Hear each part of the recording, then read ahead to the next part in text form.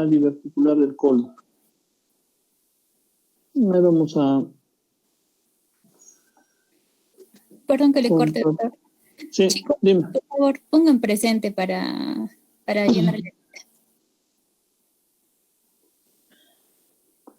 Presente.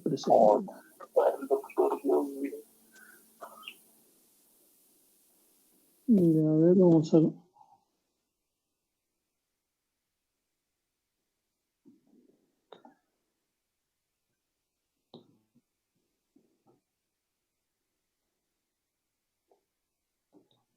Chicos, ¿se nota la diapositiva? Sí, doctor, sí se ve. Ya. Entonces vamos a comenzar con el síndrome de intestino irritable. Ya, entonces, si alguien ha visto esta foto, hace unos años, pues no hubiéramos pensado que era Machu Picchu, ¿no? Entonces, el síndrome de intestino irritable es igual. Muchas veces nosotros estamos enfocándonos a ver otras patologías y no vemos el fondo del problema o el fondo del diagnóstico, igual que en esta foto, ¿no? Y vamos a ver al final de que cuando limpiamos todo, recién vemos cuán lindo es nuestro Machu Picchu. Ya los trastornos funcionales gastrointestinales, vamos a ver, y hemos visto ya reflujo funcional, dispepsia funcional, el síndrome de intestino irritable, estreñimiento crónico también hay en estos casos como trastornos funcionales gastrointestinales, y el síndrome de intestino irritable pues es uno de ellos. Es un trastorno gastrointestinal caracterizado por malestar o dolor abdominal crónico, pues no nos olvidemos, de forma recurrente, muchas veces está con alteraciones en el hábito intestinal. Algunos son pacientes estreñidos, otros presentan diarrea, o en algunos casos hay inclusive alternancia defecatoria, y en ausencia de un problema orgánico demostrable. Entonces, descartamos todo lo que pueda haber, lo que pueda haber, y ahí pues definimos síndrome de intestino irritable. Trastorno funcional y a veces incapacitante. En la actualidad vemos los criterios Roma 4, que es un consenso en el grupo multinacional de expertos en relación a trastornos gastrointestinales funcionales, que va a constituir el estándar actual para el diagnóstico del síndrome de intestino irritable. Muchos de nuestros pacientes vienen y dicen, he ido por un montón de doctores y me dicen que no tengo nada, ¿no? Entonces, ahí va lo que la primera diapositiva nos reflejaba. Muchas veces nosotros como médicos no empezamos a limpiar, a rebuscar, a ver, a hacer una buena anamnesis o hacer un buen plan de trabajo para descartar una patología orgánica y de esa manera definir un síndrome de intestino irritable. Aspectos epidemiológicos.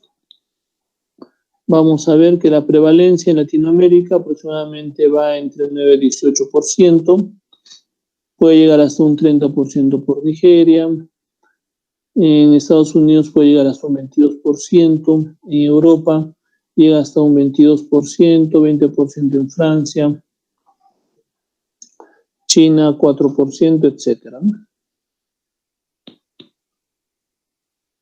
La prevalencia en general, en promedio, en mujeres puede llegar hasta un 14%, en varones un 8%. Y de acuerdo al grupo de edad, vamos a ver de que en personas jóvenes es muy frecuente. Entre 18 y 4 años puede llegar hasta un 12%, de ahí va bajando hasta los 54 años, no, casi 10%, y a mayor edad, a mayores de 55 años, disminuye mucho más. Entonces hay un rango de edades desde los 18 hasta los 54 que puede haber en promedio 42 años y a predominio de mujeres, ¿no? Relación 2:1 aproximadamente. Entre los pacientes que van a una consulta médica, casi un 70% son mujeres, casi un 30-40% son varones. ¿Y a dónde va? En su gran mayoría a médicos de atención primaria, por presentar dolor, estreñimiento, malestar, diarreas, etc.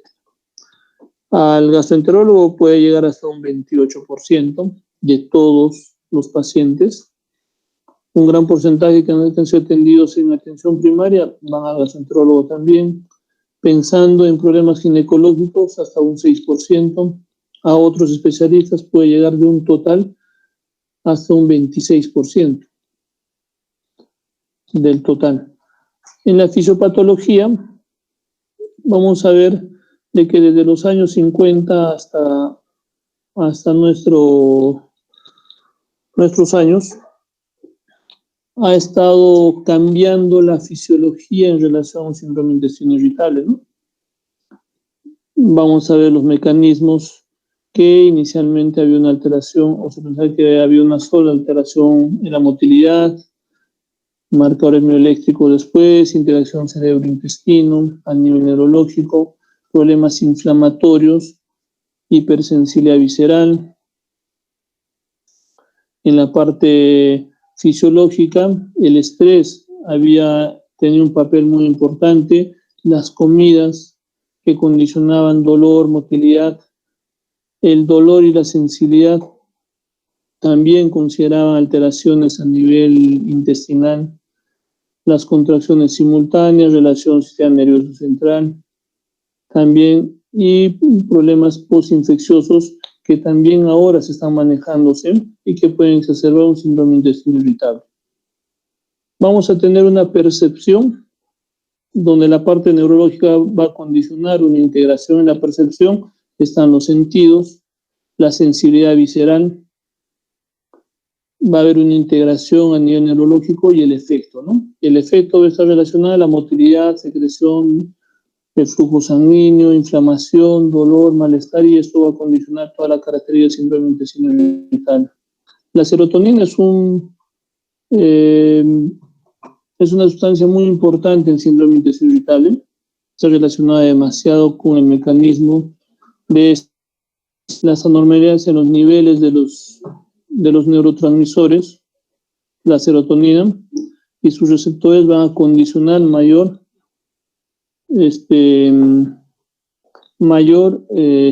predisposición, mayor estimulación en el síndrome de intestino irritable. Va a haber una hipersensibilidad visceral, alteraciones en la secreción intestinal que condicionan la serotonina, que es lo que va a condicionar de que las células enterocromafines van a segregar serotonina, que son estas. La serotonina se une a los receptores de los nervios que van a modular la motilidad, secreción y la sensibilidad, y estos van a entrar a los CER, ¿no? Que son los que van a introducir en las células epiteliales para su inactivación a nivel de los enterocitos. Entonces, va a haber una alteración con receptores serotoninérgicos, la CTH, que va a condicionar contracción, relajación en el óxido nítrico, y el PEP inhibidor vasoactivo como neurona motora inhibitoria y la otra neurona motora excitatoria, ¿no?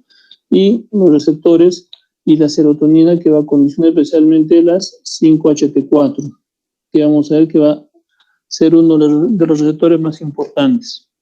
Los principales síntomas en el síndrome de intestino irritable: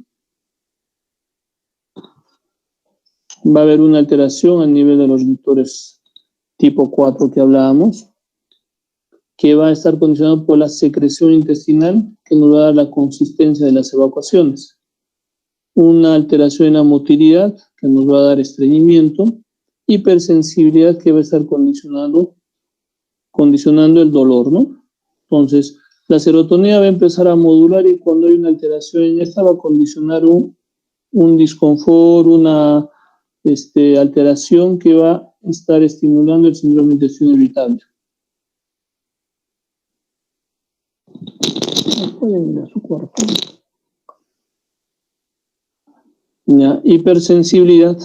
La hipersensibilidad va a estar relacionado a una hipersensibilidad visceral, una hiperalgesia, alodinia, sensibilidad del órgano, donde va a haber una inflamación de la mucosa, distensión mecánica. A nivel del sistema nervioso central va a haber una modulación, especialmente en la corteza, en las vías cerebrales de integración, hipersensibilidad medular. Con el óxido nítrico va a haber una activación, una sensibilización a nivel del síndrome de intestino irritable, postinfeccioso, algunas causas, unos problemas, algunas infecciones, neuropatías. Muchos de los pacientes diabéticos también condicionan a tener problemas de dolor abdominal que pueden condicionar a producir pseudo síndromes de intestino irritables, pero a causa de una diabetes mal controlada. El cuadro clínico y el diagnóstico está relacionado básicamente en la clasificación del síndrome de intestino irritable, según su síntoma predominante. Entre ellos es el estreñimiento, predominantemente, un síndrome de intestino irritable con diarreas, y una alternancia defecatoria tanto en estreñimiento y diarreas. ¿Qué es lo más frecuente? Cuando presenta estreñimiento, después puede ser una alternancia defecatoria, estreñimiento, diarrea, y la diarrea, que van casi relacionados en porcentajes con la alternancia defecatoria en síndrome de intestino irritable. Esto es muy importante que entiendan, ya que esto nos va a ayudarnos a diferenciar y caracterizar mejor a nuestro paciente según los subtipos de síndrome de intestino irritable y de acuerdo a la clasificación de Roma 4. Anteriormente, hasta hace unos 2-3 años aproximadamente, se manejaba Roma 3, y van a ver de que en algunas diapositivas todavía estamos considerando Roma 3. Es importante que tomemos en cuenta estos dos criterios. El síndrome de intestino irritable con estreñimiento, vamos a ver que el paciente va a tener evacuaciones duras o enesívalos, pétreas muy consistentes, que puede llegar a más de un 25%, y sueltas o líquidas en su gran mayoría menos del 25%. Pacientes con síndrome de intestino irritable con diarrea, evacuaciones sueltas o líquidas, más de un 25%. Y duras o enesívalos, menos del 25%, que es lo contrario en paciente con estreñimiento. Cuando hay una alternancia defecatoria o es mixta, estreñimiento y diarrea, más del 25% puede haber deposiciones o evacuaciones duras o enesívalos, y sueltas o líquidas, más del 25%, también, que pueden llegar casi hasta un 50%, más de un 50% en esa alternancia defecatoria. Y hay un síndrome de intestino irritable no clasificable, donde va a haber anormalidades en la consistencia, en las evacuaciones van a ser insuficientes, no van a llenar los criterios de forma adecuada para pensar en un paciente con estreñimiento, con diarrea o cuadros mixtos. Los criterios de Roma 3, que son similares,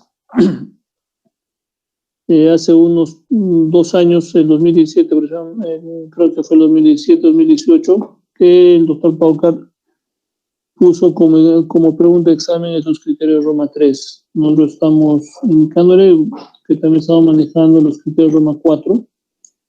En los criterios de Roma 3, para síndrome de intestino irritable, vamos a ver de que el dolor abdominal recurrente o con disconfort va a ser por lo menos 3 días al mes en los últimos 3 meses, asociados con 2 o más de los siguientes criterios. Uno de los criterios es mejoría del disconfort con la defecación, comienzo asociado con cambios en la frecuencia, comienzo asociado a cambios en las formas de las heces. Pues va a haber cambios de las formas de las heces, cambio de la frecuencia y mejoría con la defecación.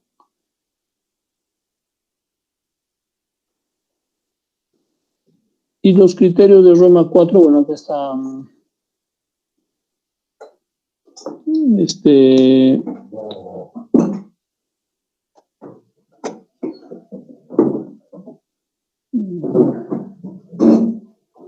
esta es la misma diapositiva relacionada a la otra. ¿Ya?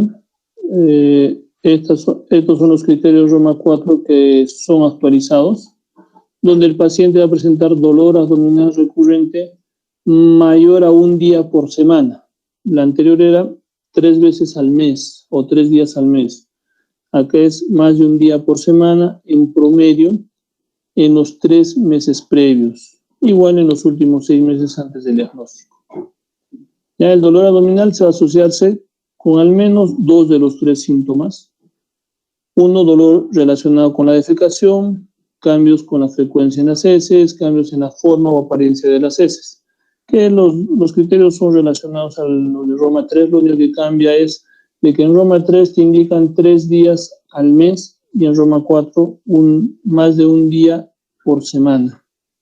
En los últimos o en los 3 meses previos y en los 6 meses antes del diagnóstico, con un inicio de 6 meses antes del diagnóstico. Características de las deposiciones. Pacientes con, bueno, acá tenemos la clasificación de Bristol, que va del 1 al 7. Una clasificación 1-2, vamos a pensar en un paciente con síndrome de intestino irritable con estreñimiento.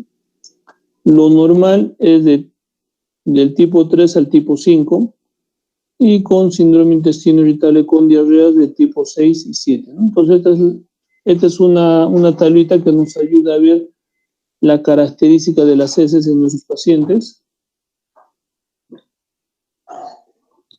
Los criterios Roma 3 son específicos, especialmente después de 2 años de haber hecho el diagnóstico basado en los criterios. En ningún paciente fue necesaria una revisión del diagnóstico. Que son muy específicos, nos ayudan a definir mejor, pero lo cierto es que hay que descartar antes otra patología orgánica.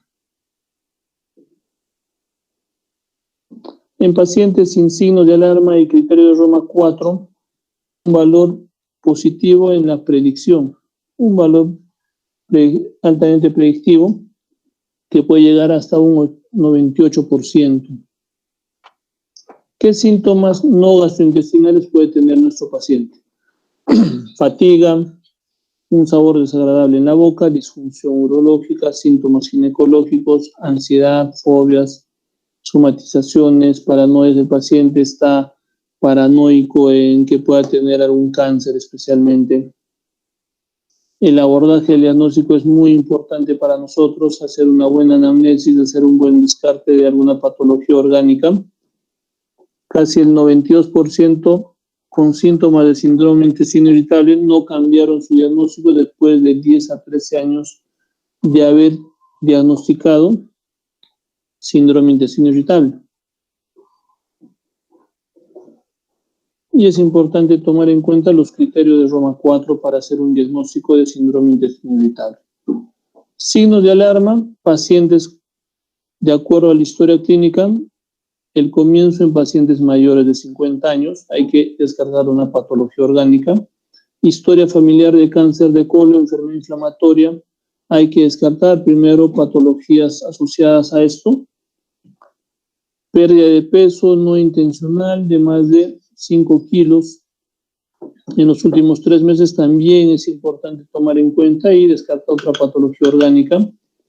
Hemorragias transrectales, hemorragia de cualquier tipo gastrointestinal, pacientes con rectorragia, etcétera. También síntomas de un trastorno subyacente como el hipotiroidismo. El hipotiroidismo, si no está bien controlado, el paciente va a empezar a tener estreñimiento, disconfort, etcétera. En el examen físico vamos a encontrar hallazgos anormales en el examen rectal, masas abdominales, entonces son signos de alarma que nos ayudan a descartar o nos indican que tenemos que descartar otra patología. Y en el laboratorio vamos a ver de que una anemia también hay que estudiarla, ya sea descartando un problema gastrointestinal alto o bajo, ¿no? Pensando en cáncer en su gran mayoría. Un recuento leucocitario, una leucocitosis, también descartar otra patología. Sangre oculta en heces, el TB no positivo nos ayuda también a pensar de que puede haber alguna otra patología agregada.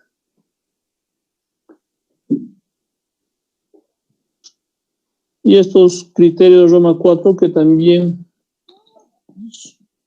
son importantes tomar en cuenta, son similares a los que hemos visto, Como señales de advertencia lo toman acá, ¿no? Como signos de alarma. Pacientes mayores de 50 años, cambio reciente en el hábito intestinal, evidencia de sangrado gastrointestinal, dolor nocturno, pérdida involuntaria de peso, antecedentes familiares de cáncer, masa abdominal, evidencia de anemia y pruebas positivas de sangre oculta en el que son similares al anterior, pero el anterior es de Roma 3, ¿no?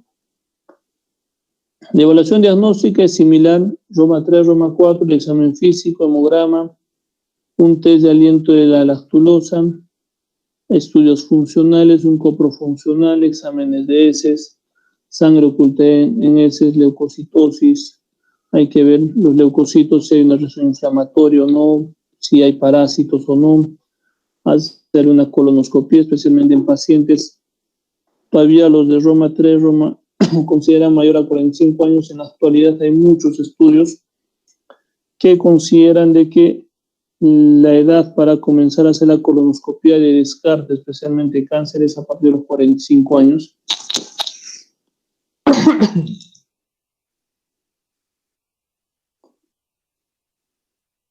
Y también podemos ver algunos otros estudios si pensamos de que puede haber alguna otra patología como problemas tiroideos, ¿no? El hipotiroidismo va a ser un control. Si el paciente no ha tenido un control anterior o no será descartado hipotiroidismo, también pensaré en un hipotiroidismo. Diagnósticos diferenciales. Cuando el paciente presenta dolor abdominal, pensaré en úlcera péptica, colelitiasis, complicaciones de estas, diverticulitis, pancreatitis, linfoma intestinal, especialmente a nivel intestino delgado, endometriosis, problemas ginecológicos, problemas urológicos, intoxicaciones por plomo, que son muy importantes descartar. Y cuando el paciente viene a predominio de estreñimiento, hay que ver enfermedad diverticular del colon, neoplasia de colon, síndrome suboclusivo por adherencias, hernia crural, hernia inguinal, hipotiroidismo, hiperparatiroidismo, síndrome depresivo, ver si toma algún tipo de fármaco, si el paciente viene con diarreas a la cabeza por el entorno en el que estamos, descartar tuberculosis, linfoma, problemas de mala absorción de la fructosa, si está tomando algunos medicamentos que contienen sorbitol, amiloidosis, hipertiroidismo, que es lo contrario del hipotiroidismo, problemas como yardiasis, infección por Yersinia, Campylobacter,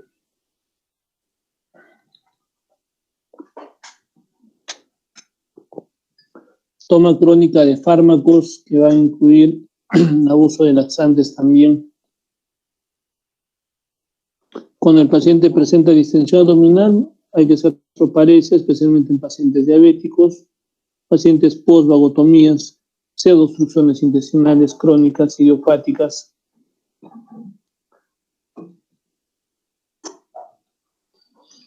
Problemas de diarrea crónica, desde infecciones, ya hemos visto parásitos, cuadros de enfermedad inflamatoria intestinal, etc. ¿Qué tratamiento vamos a dar al paciente? Más que el tratamiento, es muy importante una relación médico-paciente. Tratar de tranquilizar al paciente, hacer entender de que esa sintomatología no tiene mucha relación con el cáncer, o se ha descartado cáncer. Explicar que se trata de una condición muy común en muchos pacientes. Explicar que muchos pacientes lo padecen, considerar que el paciente trae muchos temores consigo. Muchos de los pacientes pues piensan de que ya tiene cáncer. Ver los factores psicosociales también son muy importantes. Los factores precipitantes como el alcohol, cafeína, ají, condimentos, chicles, gaseosas, comida recalentada, pimienta, comino, mucha sal, mucha grasa, frituras, etcétera, que pueden condicionar como factores precipitantes.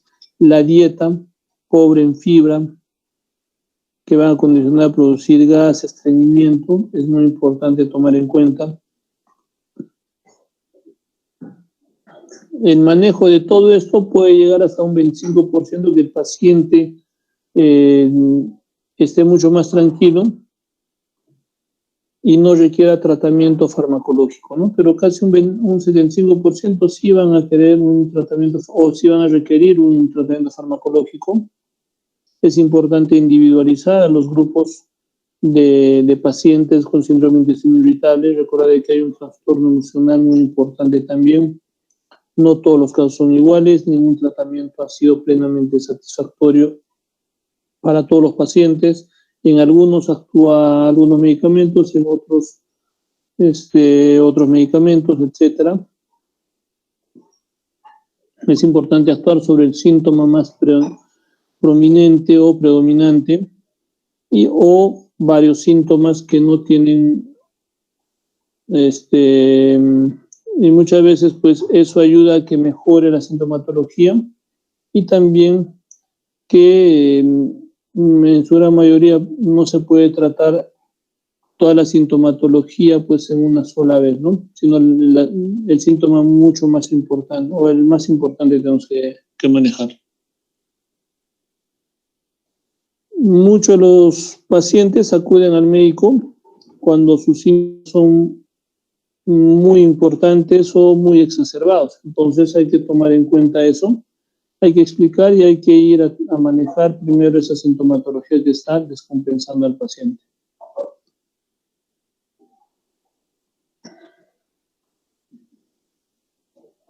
Es importante la seguridad que vamos a dar como médicos, la confianza que todo va a ir bien, explicarle de forma adecuada, con grafiquitos, si es posible. Yo personalmente les explico a muchos de mis pacientes hasta con gráficos, dibujándole, y lo más importante que a mí me ayuda para que el paciente entienda es preguntarle en qué trabajan. ¿Por qué esto es importante? Porque de esta manera nosotros podemos enfocarnos de qué forma vamos a abordar la problemática. Suponiendo un paciente que es ingeniero, le hablarás con los términos de la parte de ingeniería, ¿no? Para que entienda mejor, o si un paciente es obrero, un paciente es agricultor, etcétera, hay que tomar en cuenta ese punto para que el paciente nos entienda también frente a qué problemática de salud estamos. Porque si le hablamos técnicamente, pues el paciente no va a entender nada y lo que va a salir es más confundido y vamos a ver o vamos a estar como en la figura donde la paciente le decía al médico, ya estoy cansado de más de 20 médicos que nadie ha hecho nada y todos me dicen que no pasa nada. Y no es de que no le hayan dicho de que no pasa nada, sino no ha entendido la paciente en su gran mayoría. Hay muy pocos estudios que nos ayudan a manejar este tipo de pacientes. Este tipo de paciente pues es en su gran mayoría multidisciplinario y tiene un montón de sintomatologías, algunos pues son muy indistintas, con dolor, sin dolor, estreñimiento, o mejor dicho, dolor con estreñimiento, con diarrea o alternancia defecatoria, mayor disconfort, etc. Y bueno, lo que considera de que a más pacientes tengamos, pues nos vamos a tener mayor experiencia en el manejo de estos pacientes y nos vamos a convencer de algunas drogas también que podamos manejar. El paciente no quiere tomar medicinas por un tiempo indefinido, esa es una de las problemáticas que tenemos, pero también hay veces es problema más del médico que quiere darle un montón de medicamentos, cuando en su gran mayoría a veces no es muy necesario. Es más hacerle entender y tal vez un manejo psicológico también, ¿no? El enfoque para la parte de la medicina sería cuando tenemos un paciente con síndrome de intestino irritable con diarrea, podemos dar antidiarreicos como la loperamida, susalicilato de bismuto, colesteramina. Si tiene estreñimiento, la dieta es muy importante, procinéticos, laxantes, que va a ayudar bastante bien. Y cuando hay dolor, antiespasmódicos nos puede ayudar bastante. Los antiespasmódicos como anticolinérgicos a la cabeza que comúnmente utilizamos acá, la iosina, pargeberina también, relajantes musculares directos como la trimebutina que manejamos acá, bloqueadores de canales de calcio como el pinaverio, los antagonistas de los receptores de serotonina, especialmente de los 5-HT3, el ondansetron, el olacetrón, que acá también tenemos como medicación. Antidepresivos, dependiendo, van a actuar por mecanismos desconocidos, pero van a ayudar a mejorar la parte emocional del paciente. Recuerden que hay un componente emocional en los pacientes con síndrome de intestino irritable. Son buenos para el dolor crónico, a bajas dosis, no dosis muy altas, porque si no vamos a disminuir también el peristaltismo y puede condicionar mayor estreñimiento. ¿Ya? Entonces, los que se usan y los más modernos que se están utilizando actualmente son la fluoxetina, sertralina, paroxetina, y no es bueno utilizar más de 3 a 4 semanas, ¿no? Ansiolíticos, agonistas opioides, agentes procinéticos, isaprida, domperidona también, antiflatulentos, cromoglicatos, antibióticos, dependiendo frente a qué paciente estemos, es muy importante. Entonces, acá hay un cuadrito que me parece muy importante para ver y enfocarnos en el manejo de un paciente. Vamos a ver que un paciente va a venir con un diagnóstico limitado.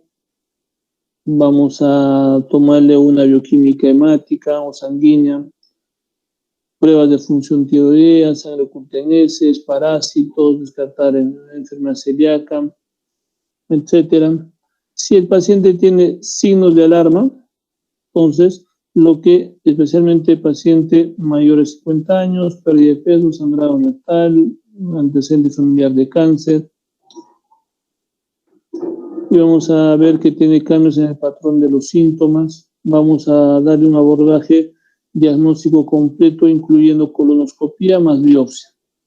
Y de acuerdo a eso vamos a dar un tratamiento según los hallazgos que encontramos. Si el paciente no tiene signos de alarma, entonces si es menor de 50 años, y vamos a ver que los síntomas son crónicos o recurrentes, el abordaje va a ser según a los síntomas predominantes. Si el paciente viene con dolor, vamos a darle pues espasmódicos a la cabeza, antidepresivos tricíclicos. El paciente viene con distensión, inflamación, le podemos dar una buena información, una buena educación. Y si hay problemas refractarios, problemas terapia psicológica para enfocarnos a mejorar la parte emocional del paciente. Si el paciente viene con estreñimiento, va a ser importante la fibra, procinéticos y también manejo o una psicoterapia psicológico. Paciente viene con diarrea, alocetrón, loperamida. Vamos a ver también manejo psicológico. O sea, el manejo psicológico va a ser muy importante en todos los pacientes que vamos a tener. Entonces, enfoquémonos en esto que es muy importante y recordemos la primera diapositiva, donde si nosotros no buscamos el síndrome de intestino irritable, no vamos a encontrar el posible diagnóstico y vamos a estar pensando junto con el paciente de que puede ser algo malo, ¿no? Bueno, estos son los dos hospitales donde yo estaba, el Hospital Hipólito Unanue en Lima y el hospital que esperemos que el próximo año ya tengamos, y cuando ustedes hagan el internado, ya tengamos un hospital adecuado para que hagan el internado con todas las condiciones. ¿Alguna pregunta de síndrome intestino irritable, chicos? Es importante, bueno, repetir el manejo y el diagnóstico de los criterios de acuerdo a Roma 4. Roma 3 son puntuales, 3 días, más de 3 días en un mes, con 3 meses de inicio de los síntomas, en los últimos 6 meses, con los últimos 6 meses, y en síndrome intestino irritable de acuerdo a Roma 4, es más de un día por semana, ¿no? Entonces, esa es la diferencia en relación a Roma 3. ¿Alguna pregunta, chicos, de síndrome de intestino irritable para ver lo que es enfermedad diverticular del colon, que también es un problema muy frecuente en nuestro medio?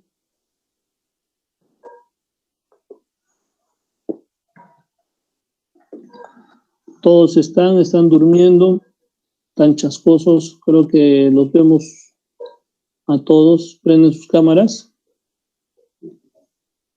para tomar la foto. Sí, estamos. Allá.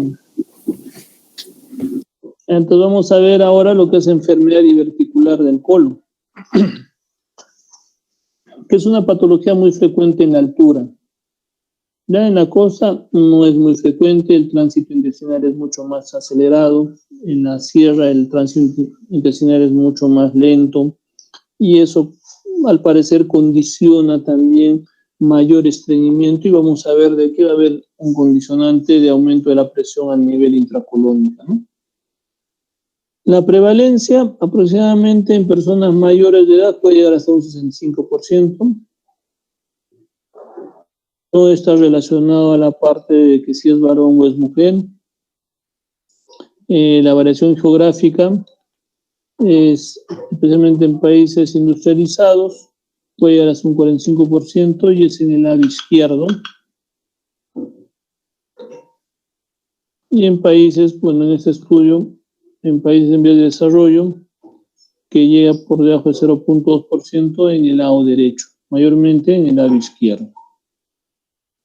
La fisiopatología va a haber una alteración en la motilidad colónica, o sea, un enlentecimiento de la motilidad del colon, anomalías de la pared muscular del colon, y la dieta es muy importante, o sea, la carencia de fibra en la dieta que va a condicionar mayor estreñimiento y alteración a nivel de la pared del colon. Como alteraciones de la motilidad en el colon, vamos a ver que la diverticulosis colónica espástica básicamente está relacionado con la contracción sostenida de las capas musculares del colon. Va a haber un engrosamiento de las capas musculares, especialmente muscular de la muscular circular, que va a predisponer un incremento en su capacidad contráctil, aumento o un acortamiento de las tenias longitudinales y un ensanchamiento o acortamiento del lumen intestinal. Acá vemos. La parte muscular circular va a empezar a ver un engrosamiento, un acortamiento de la luz y un ensanchamiento con un acortamiento de las tenias, ¿no? Y eso que es lo que condiciona mayor presión. Y condicionando mayor presión va a empezar a ver mayor ensanchamiento de las fibras musculares circulares, aumenta la presión a este nivel y debilitamiento de la pared colónica. Anomalías de la pared muscular, va a haber un engrosamiento de las capas musculares de la pared intestinal por un incremento constante de la tasa de elasticidad en las bandas longitudinales. Y esto está relacionado demasiado con la fibra alimentaria. La fibra va a proteger al colon de la aparición de los divertículos y muchos de nosotros no comemos fibra, no comemos fruta, no comemos ensalada y predispone a tener más divertículos. Y por ende la fibra insoluble va a disminuir la presión en el colon cuando nosotros ingerimos. Entonces, ¿qué es lo que normalmente comen nuestros paisanos, ¿no? O sea, o nuestros familiares que viven en provincias, donde lo que comen más es papa, harinas, fideo, maíz, chuño, etcétera, que eso va a condicionar a que haya una alteración por la disminución de la ingesta de fibra. No muchos comen fruta, ¿no? Entonces, la ley de Laplace va a estar en este sentido, donde la tensión va a tener un factor muy importante, así como el radio de la luz colónica. Entonces, estas dos, en función de la ley de Laplace, va a estar en función de las dos variables muy importantes, que es la tensión y el radio de la pared y de la luz colónica, donde la formación de divertículos está en relación directa a la tensión de la pared del colon, ¿no? A mayor tensión de la pared del colon, mayor formación de divertículos. A menor radio de la luz colónica, mayor formación de divertículos. Entonces es importante esto. En la parte anatomopatológica, vamos a ver de que los divertículos en su gran mayoría están a nivel del colon sigmoides. Inclusive nosotros acá hemos visto en colon ascendente o descendente y sigmoides, ¿no? Colon transverso, colon ascendente y ciego es muy difícil o es muy raro que veamos un paciente con divertículos en todo el colon. En la macroscopía vamos a ver de que los divertículos son como matraces o pueden ser esféricos con un diámetro que pueden llegar de 0,5 a 1 centímetro aproximadamente de diámetro. Van a aparecer a lo largo de las tenias. Son elásticas, pueden comprimirse y vaciarse fácilmente el contenido fecal. Vamos a ver acá divertículos colónicos de un colon resecado. De igual forma acá. En histología vamos a ver que los divertículos tienen una pared fina formada por la mucosa trófica o aplanada. La submucosa está comprimida y la capa muscular está totalmente atenuada o ausente. Hay un debilitamiento de esa parte de la pared del colon. El cuadro clínico, muchos de ellos son asintomáticos, en su gran mayoría de los pacientes. Las diverticulosis sintomáticas van a venir con dolor abdominal, usualmente en la fosa ilíaca izquierda, puede haber en casi todo el contorno del colon, va a haber flatulencia, distensión abdominal, un patrón defecatorio irregular, puede haber estreñimiento, diarrea, esíbalos. Los esíbalos son características mucho más pétreas de las deposiciones. ¿Qué estudios diagnósticos vamos a tener? Estudios radiológicos, una radiografía simple de abdomen. Me acuerdo de que esa fue una pregunta de examen. No radiografía de abdomen simple, no. Radiografía simple de abdomen. ¿Ya? Radiografía de colon a doble contraste, una tomografía abdominal, colonoscopía, estudios isotópicos. Acá vemos una radiografía simple de abdomen contrastada. Y acá vemos los divertículos, ¿no? O a doble contraste que decimos. Acá hay divertículos, son como chichoncitos que aparecen en el colon. Acá hay un montón de divertículos, ¿no? Con boca grande. De igual forma acá todavía aparece la columna vertebral, ¿no? Entonces acá aparecen las apófisis transversas de la columna vertebral, pero son divertículos. Bueno, esta foto no se nota muy bien, pero acá sí. Y en muchos de los divertículos pues están localizados heces, ¿no? Heces de forma redondeada que forman esíbalos, duras, pétreas. Acá vemos los agujeros diverticulares que pueden ser de forma ovoide o en forma de matraz. Como diagnóstico diferencial, vamos a descartar un síndrome intestinal irritable, carcinomas de colon, enfermedad inflamatoria intestinal, colitis isquémica. El paciente viene con mucho dolor, especialmente en fosa ilíaca izquierda, o dependiendo cuál sea la extensión de los divertículos o de la enfermedad diverticular, el dolor puede ser inclusive hasta flanco o fosa ilíaca derecha, ¿no? Entonces, uno de los diagnósticos diferenciales de una apendicitis es una diverticulitis en colon derecho. Entonces, también pensar especialmente en personas mayores. El tratamiento, dieta con fibra a la cabeza. El paciente tiene que comer aproximadamente de 20 a 30 gramos diarios de fibra. Algunos agentes formadores del bolo fecal, ablandadores de heces, alimentos que tienen psyllium, Complicaciones de las enfermedades del divertículo, vamos a ver diverticulitis, hemorragia diverticular. A la cabeza, más la hemorragia diverticular que la diverticulitis. La diverticulitis, una incidencia que puede llegar a un 20% en los pacientes que tienen divertículos. 65% se confinan en el colon izquierdo, el 5% de diverticulitis es en el lado derecho, o sea, es menos frecuente el lado derecho que el lado izquierdo. Los aspectos clínicos: dolor abdominal agudo, dolor en fosa ilíaca izquierda o donde está localizado el divertículo que está produciendo la inflamación, náuseas, vómitos, por el dolor que es más que todo un dolor reflejo, una sintomatología refleja, diarreas, estreñimiento en algunos casos, síntomas asociados a vías urinarias que puede llegar hasta un 15%. Va a haber una hiperalgesia abdominal, fosa ilíaca izquierda que hablamos. Nos puede impresionar la aparición de un tumor a nivel de fosa ilíaca izquierda o donde esté localizada la diverticulitis. Es una inflamación, distensión abdominal, febrícula, ¿no? Cuando encontramos tumoraciones, también pensar en una fístula posible.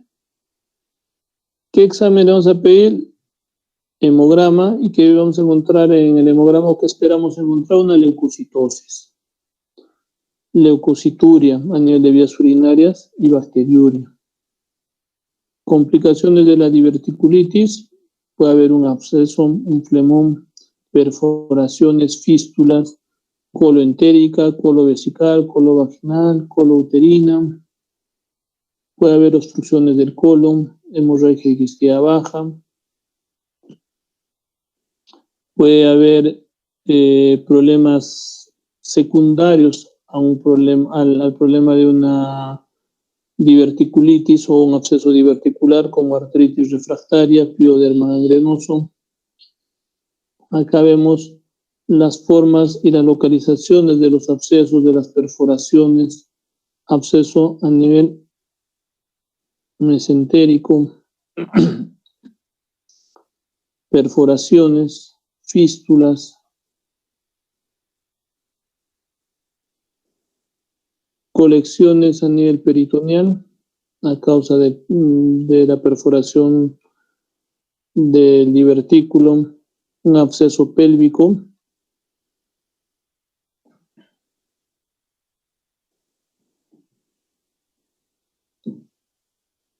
Acá en el absceso pélvico le han hecho un drenaje percutáneo.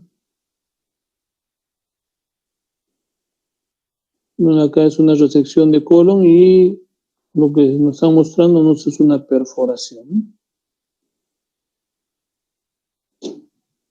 De igual forma, acá perforaciones del colon por una diverticulitis, perforación de colon transverso a esta altura, donde vamos a ver una irregularidad. Normalmente un divertículo que no está perforado es así, y acá estamos viendo que empieza a fugar el contraste, ¿no? Y se torna de forma irregular. Una fístula vesical.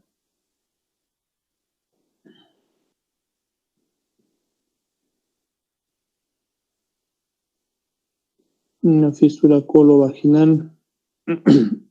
Entonces hay varias complicaciones que podemos tener con un paciente con una diverticulitis. Entonces es muy importante detectar y ver la edad especialmente. Pacientes a mayor edad, mayor proceso de diverticulitis, pensar un problema diverticular, un dolor al lado izquierdo es más que seguro que es una diverticulitis o está haciendo un absceso diverticular si encontramos una lesión o tumoral, ¿no? El tratamiento médico que vamos a tener un paciente con diverticulitis es hospitalizar, reposo intestinal, NPO no más de 3 días, hidratación endovenosa, antibióticos de acuerdo a lo que estemos manejando. Si es que pensamos o hay imágenes de absceso, mucho más aún, cefalosporinas, aminoglucósidos, clindamicina, metronidazol. la colonoscopía no está indicado, ni tampoco el enema. De preferencia hay que tratar de diferir lo más que se pueda, porque esto podría condicionar a que un divertículo inflamado pueda perforarse, y si no está ya perforado, pueda producir esta transacción inclusive del contraste, ¿no? ¿Verdad? Si no hay mejora clínica, podemos hacer los manejos respectivos, ¿no? Porque a la larga va a entrar a cirugía. El tratamiento quirúrgico está indicado cuando el primer episodio es en pacientes menores de 40 años, más de 2 episodios con tratamientos médicos que no está teniendo efectividad, cuando es imposible descartar un cáncer de colon, una diverticulitis complicada con perforación, obstrucción, fístulas, compromiso de tracto urinario, también es una indicación de cirugía. Deterioro rápido de una diverticulitis aguda, entre 24 a 48 horas, estamos viendo de que no mejora el paciente, entonces el manejo es más quirúrgico. Entonces, ¿qué manejo? Una hemicolectomía, especialmente en colon sigmoides, que es la ubicación más frecuente, y una anastomosis término-terminal, ¿no? Bueno, acá vemos una hemicolectomía donde va a haber, o se puede hacer pues una ostomía, si el remanente colónico es menor, hasta que haya se desfuncionaliza, y después de unos meses, después de 3 a 6 meses, vamos a ver de qué se puede hacer restablecer la función intestinal. ¿Qué otras complicaciones tenemos aparte de la diverticulitis? Que es la complicación de la diverticulitis de la perforación, abscesos, fístulas, es la hemorragia diverticular. Característica de la hemorragia diverticular que no presenta dolor, pero sí sangrado. Entonces, el sangrado está relacionado por una inflamación a nivel de la luz intestinal. Puede ser de diferentes paredes, de la base del divertículo, que va a condicionar a mayor sangrado. Constituye el 20% de las complicaciones en la enfermedad diverticular. Es de tipo arterial y se debe a una erosión de la pared del vaso situada en el fondo del divertículo. Puede ser moderada e intensa, o en algunos casos de forma masiva. Los pacientes vienen con rectorragia. Usualmente el paciente no presenta dolor, que les decía. Entonces, paciente con sangrado, paciente mayor, con rectorragia abundante, sin dolor, pensar en divertículos. El 80% se autolimitan. Cuando el paciente ha sangrado, el riesgo de recidiva es aproximadamente hasta un 20%, y ante una segunda hemorragia diverticular puede llegar hasta un 50% de riesgo de resangrado. En ese caso, el manejo es de forma quirúrgica. Se tiene que hacer una resección. Acá vemos un divertículo sangrante. Acá vemos una angiografía mesentérica, donde vamos a ver pues fugas, y nos va a indicar la localización posible del divertículo que está sangrando, ¿no? Angiografía mesentérica y un scan con tecnesio 99, que también nos va a ayudarnos a definir dónde está la localización posible del sangrado. Entonces, de tal forma de que el cirujano se enfoca más al punto y puede ingresar a hacer una resección colónica. ¿Ya? Entonces, en la parte de divertículos, no nos olvidemos, una de las complicaciones del estreñimiento en la altura es muy importante. Complicaciones de divertículos, la diverticulitis, que puede complicarse a la vez y producir abscesos, fístulas enteroentéricas o coloentéricas, colovesicales, colovaginales, etc. Y las otras complicaciones son las hemorragias diverticulares. La diferencia en una diverticulitis es de que la diverticulitis sí presenta dolor. La hemorragia diverticular en su gran mayoría no viene con dolor, pero sí con sangrado. Ya, chicos, entonces es muy importante tomar en cuenta que en nuestro medio es muy frecuente este problema de los divertículos. ¿Alguna pregunta? Chicos, ¿alguna pregunta?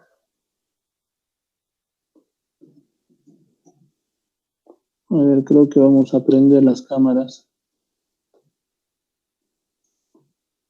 Todos en nuestra cámara, ¿no? Adriana, y tomamos una fotito.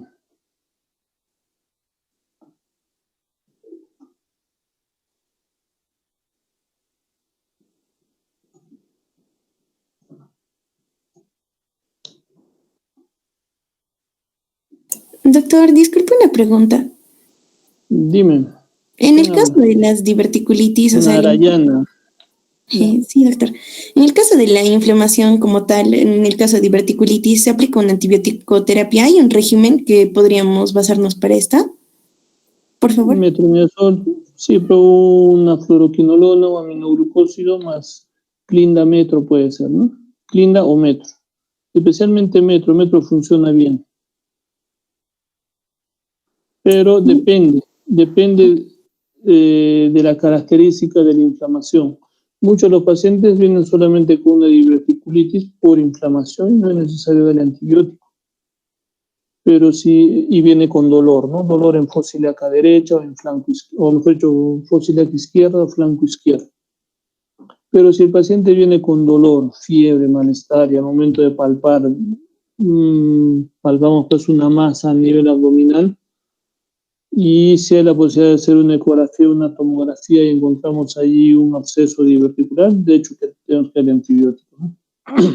A la duda, ustedes están, como siempre les digo en las clases, o en las prácticas, ustedes están en su centro de salud de Alto Pichiba, ¿no? Que está como a 8 horas de acá del Cusco. Hay que comenzar el antibiótico, y el antibiótico accesible al que tenemos pues es una fluoroquinolona, posiblemente un cipro y metronidazol, ¿no? Que esa combinación ayuda bastante bien. Nosotros manejamos bastante con esa combinación y funciona para empezar a enfriar el absceso, como decimos, o coleccionar, y ver si a la larga va a tener que ir a cirugía o se va a absorberse. Entonces, ¿nos podría ayudar? Sí. ¿Alguna otra pregunta? Gracias, doctor. Ya, Narayana. ¿Alguna pregunta? Creo que vamos a hacer por grupos, porque acá estamos viéndolos a todos durmiendo. Una fotito, creo, ¿no? Ya, chicos. Entonces, Doctor, como no hay preguntas, doctor, una Juan pregunta. José Peñalosa, dime. Mm, si el divertículo se abscesa en época, bueno, en esta época de la pandemia, ¿cómo se dice? El manejo quirúrgico ha cambiado, sí, o es igual. En la parte del divertículo, bueno, nosotros no hemos visto una incidencia mayor de la sintomatología aparente, ¿no? Tal vez no se está manejando mucho porque no han estado yendo mucho a los hospitales y han estado yendo casos muy aislados. Muchos de los pacientes con divertículos ya saben que tienen, y cuando comienzan el dolor se toman su analgésico, ¿no? Y se restringen la dieta. Entonces, más o menos ahí va tu pregunta, Juan, en relación a la pandemia. Bueno, dime. Yo me refería si, digamos, se abscesa, o sea, tal vez el manejo quirúrgico es menos expuesto, o sea, tal vez es por la paroscopía, o algo así me estaba imaginando, doctor, por eso quería que me lo aclare. No, el manejo es abierto, es un absceso. Entonces, por la paroscopía no vamos a manejar de forma adecuada un absceso. Entonces, se tiene que drenar, se tiene que lavar la zona abscedada. Entonces, no es como una apendicitis no complicada, ¿no? Una apendicitis no complicada se puede hacer por la paroscopía, pero cuando llega a ser una peritonitis, que es similar a un absceso diverticular, una peritonitis localizada, entonces se tiene que hacer una cirugía abierta, ¿no? Ya, a ver, gracias, doctor. Creo que preguntamos mejor, ¿no? Doctor, una pregunta más. Ya, a ver, para que yo comience a preguntar ya también. En caso de que se impacten lo que es heces en los divertículos, el procedimiento ¿hay un procedimiento para retirarlos y cómo se llama? No, Este,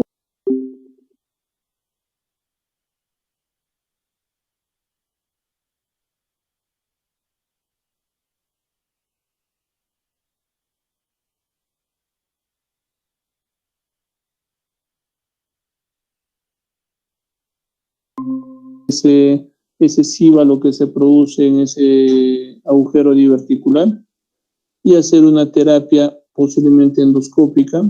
Hay una terapia endoscópica con unas bandas elásticas que ayudan, y al fracaso de esto después un manejo quirúrgico, ¿no? Porque no se puede hacer inyectoterapia en un divertículo, porque el tejido diverticular es muy delgado. Entonces, lo que se hace es la eversión del divertículo sangrante y se pone una liga, una banda elástica, así como en los sangrados variciales, que se pone bandas elásticas para obturar el punto de sangrado, igual, ¿no? Similar. A ver, Daniela, ¿para qué nos sirve la fibra en un paciente que presenta divertículos o que tiene riesgo de divertículos? ¿Para qué nos ayudaría la fibra? Daniela Beatriz Alemán. Presente, doctor. ¿Estás durmiendo, creo, Daniela? No, doctor. A ver, ¿para qué nos ayudaría la fibra? ¿Mejora, no mejora? ¿Estaría indicado, no estaría indicado? ¿Le darías tu fibra al paciente con alto riesgo de presentar divertículos?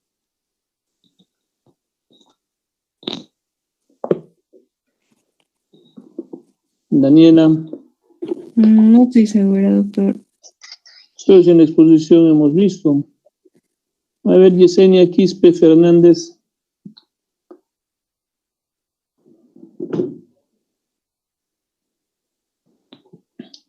Yesenia, ¿está Yesenia? No.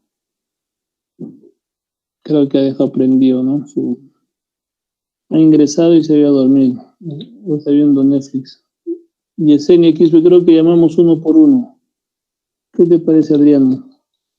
Doctor, creo que ya es un poco tarde, tiene que descansar.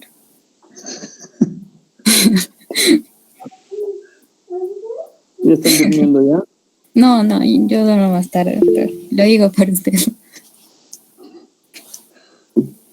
Pero la siguiente le dices a tus compañeros de que cuando terminemos la clase vamos a sacar una fotito con las cámaras prendidas.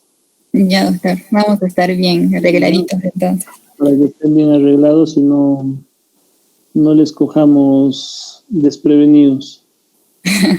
Está bien. Con su pijama, de ositos, en la cama. de los supercampeones, creo. No hay problema, pero igual. ¿Ya? Ya, chicos. Ya, doctor. Adriano, me manda la grabación. La grabación. ¿Ya? Sí, doctor. Entonces, ya nos vemos. Ya, chicos, cuídense. Muchas gracias, doctor. Buenas noches. Duerman, sueñen con los angelitos. Gracias, doctor. Y con las angelitas. Gracias, doctor. También. Chao, chao. Con las diablitas.